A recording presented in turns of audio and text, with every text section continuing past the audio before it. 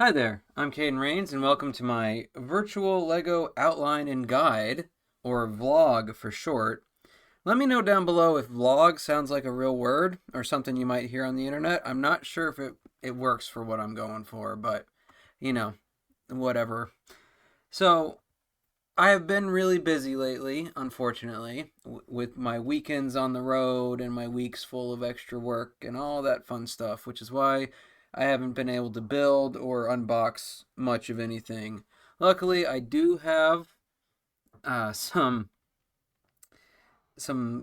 well, I don't want to call it vacation, but I have some lessening of responsibilities coming up. So a good chunk of the summer, June and July especially, I will be able to do more than I have been as of late, which I am looking forward to, and so can you, as Stephen Colbert likes to say. But for the moment, I thought since it's kind of hard for me to sit down for a couple hours and put something together or really get into any of my unboxing stuff, especially since the next couple I wanted to do are groups of figures, I thought I'd go into this for a second.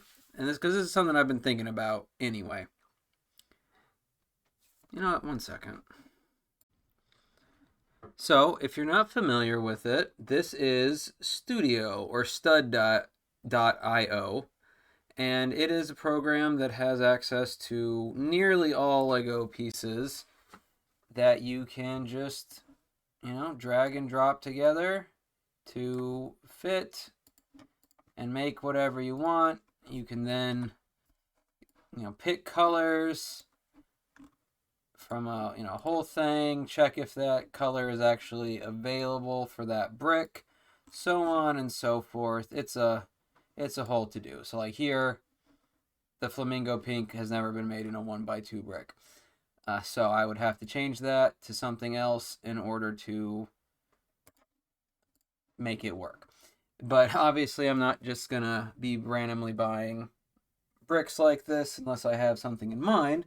And through this program, I've been able to conceptualize and for some of these things actually put together builds. And I think this is somewhat common. I don't know if I'd call it the majority of the way people make their designs, but I find it useful for the bigger ones, especially.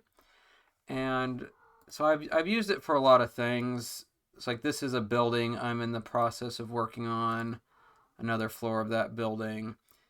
And I can go into more of these later, but I've also made here's Omega and Gamma from Sonic Adventure and beyond, and other things here and there that might not be quite up to snuff. But today I thought I'd start with a simple one because it is what I've been planning for my city, and it will be important to the layout as we go. Now, if you've watched some of my videos talking about putting my city together, especially the buildings in the center table, which is most of what you can see here, it stops roughly halfway through this turnaround here, and then it goes to the end of these white plates. That is my center table of my city, and I've tried to kind of place things as they were. So there's this little promenade that will remain. I might put some bushes or something there, but otherwise, the actual thing I'm planning is the road here. And while for the most part this is a pretty simple build, quote unquote, it's basically just more plates, okay, or base plates with an inordinate amount of tiles. So many tiles, and they're at a slight angle to each other. Well, angle is probably not the right word. Pattern that is diagonal, so that the tiles at each side overlap with one another or across the next base plate. And the reason for that is just for stability. So once it's in position, it's not going to just randomly come apart or anything. Hopefully not, anyway. But this is one of the things I've been working on in my little bit of spare time.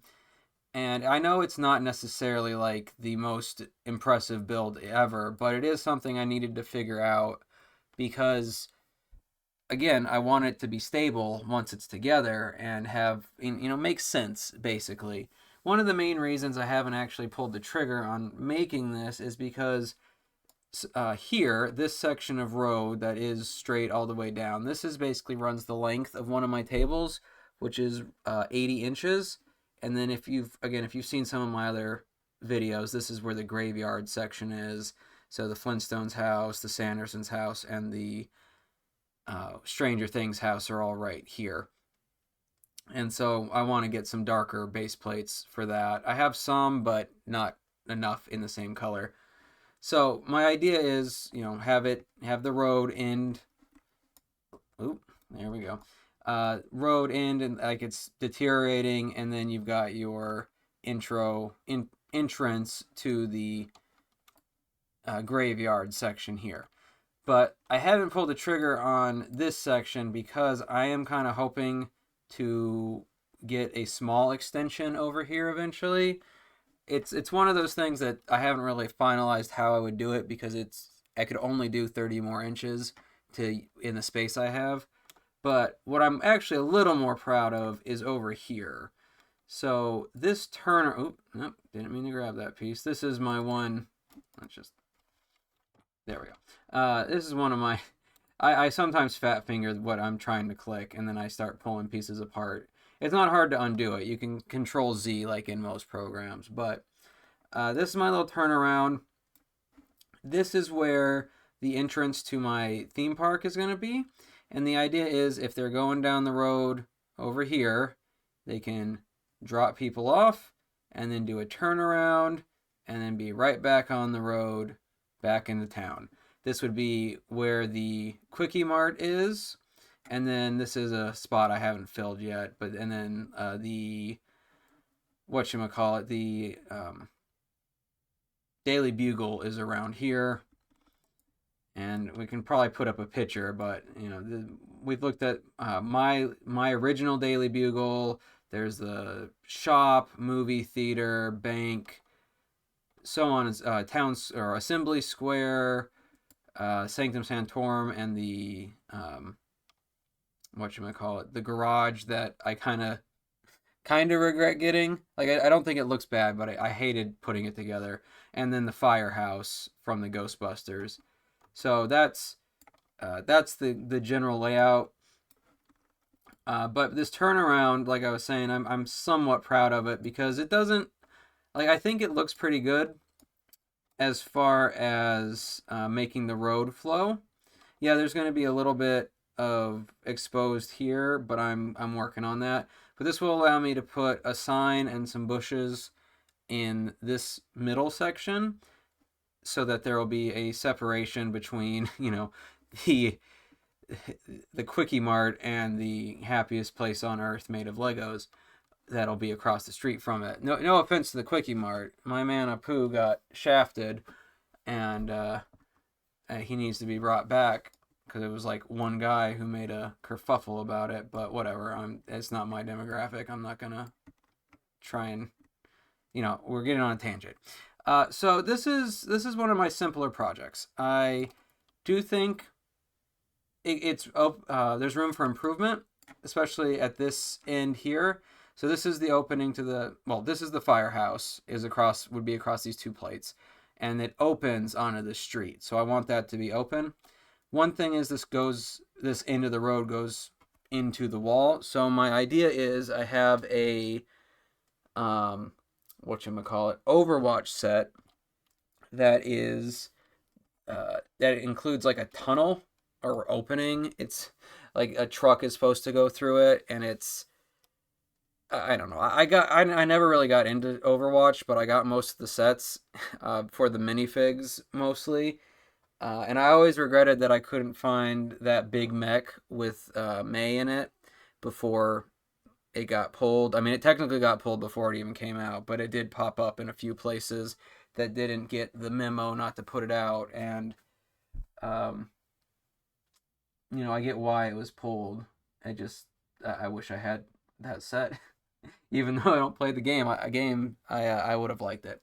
So anyway, but I'm thinking that tunnel can sit over here, like, and then I can put like a black backdrop behind it to make it look like you're going into darkness.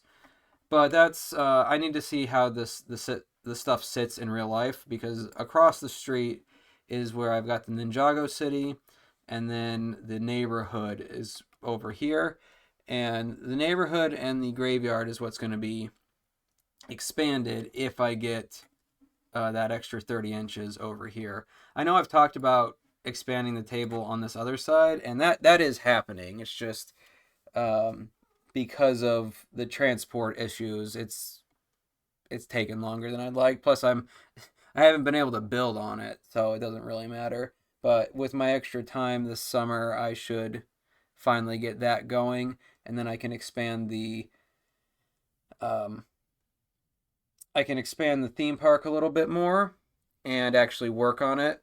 But that will also mean creating a new program or new file like this, because I'm going to have to start figuring out where the paths for the theme park will be, how the pier that I want to build is going to get built, and so on and so forth. So that's all in the works. But it all starts with this, because this is how you get around in my city. All of these white ones will be taken away. They're just placeholders at the moment, and the green will go too, because I actually have those. But that's how I organize when I'm messing with studio. Is generally, unless I know something needs to be white, I put a white representation down, and then I know that's going to be removed. Like before, like on this one, this is my break room for the building I'm working on.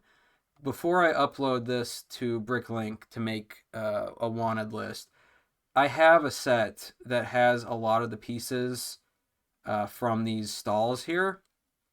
So I'll turn them white or some other color, because I do have some items white in here. So I'll turn them pink or something that I don't actually want.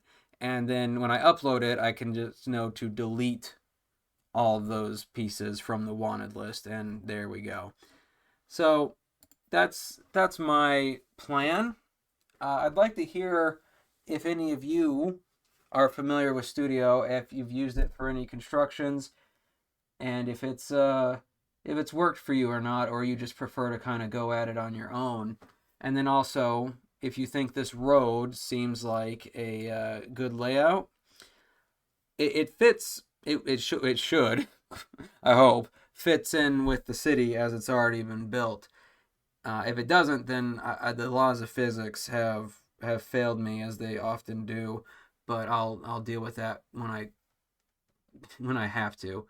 For now, though, let me know down below if looking at this kind of format, and maybe even the building process, expanding a vlog, a virtual Lego outline and guide, to include the building process for something a little more complex, and that's not just a flat piece of road, might be interesting for you.